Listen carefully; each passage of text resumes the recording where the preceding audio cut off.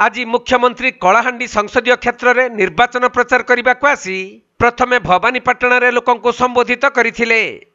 परे नुआपड़ा जिला खड़ियाल ठारे एक विराट जनसभा को उद्बोधन देई राज्यर विकास पई तांको सरकार नैथिबा विभिन्न योजना उपरे कहिथिले।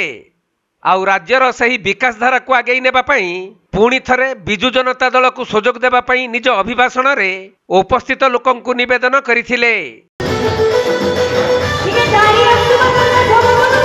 नुआपड़ा जिल्लारू चंद्रशेखर बेहेरांक रिपोर्ट, कोणार्क लाइव।